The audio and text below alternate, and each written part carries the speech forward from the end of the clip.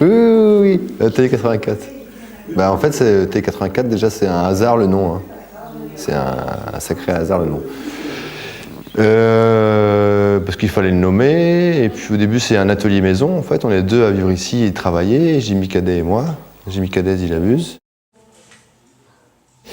Et voilà, on est deux peintres, plasticiens, je sais pas comment on peut nommer ça. Moi je fais beaucoup de modelage, sculpture, lui il fait peinture, mais il s'oriente vers quelque chose d'autre, Jimmy, là, bientôt. Donc voilà, on a un super lieu pour travailler, du coup plein de choses changent. Et puis en plus, en ce moment, on a les moines qui viennent à la maison, par grand hasard. Voilà, c'est un lieu alternatif un peu, il va s'y passer plein de choses. Il s'y passe déjà pas mal de choses et il y a pas mal de choses de prévues.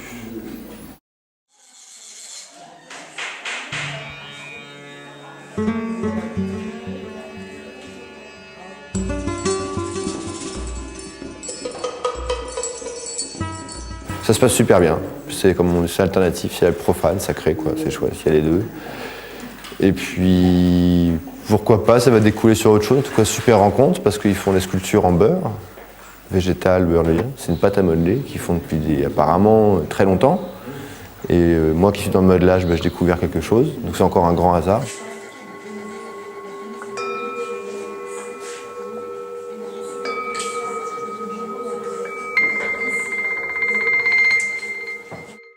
Et puis pareil, je vais avoir un vortex après dans mon atelier.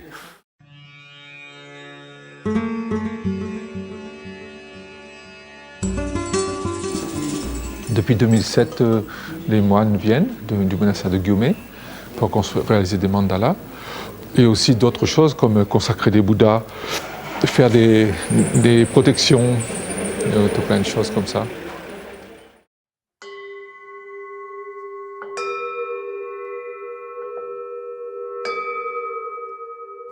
Donc, il s'appelle Sonam Gyatso et il vient du Tibet, dans la région du Kham.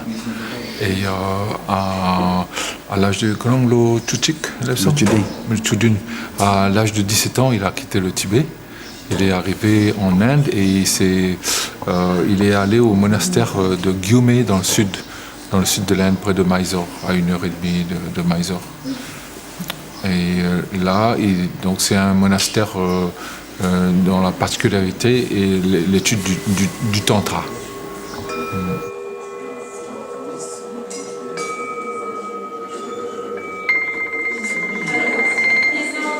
L'autre désolé, je sais pas faire les, tenez, ou Jimba Tanjinen, tenez, un autre Tama de la Ratantement Juduris.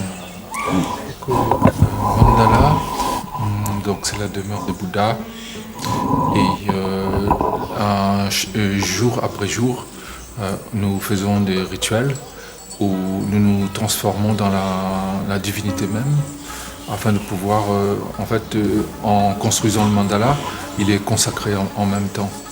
Et cette consécration du mandala, elle est extrêmement particulière, dans le sens où c'est du sable, et ce sable est transformé sous forme de véritables joyaux. Là, c'est juste une symbolique, comme le vert, c'est de l'émeraude, le rouge, c'est du rubis, mais ça reste du sable.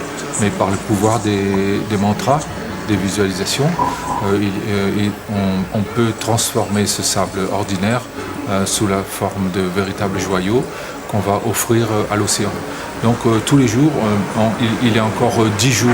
Et là, tous les jours, on fait les pujas, on appelle les rituels spécifiques qui permettent de consacrer le mandala tout en le construisant.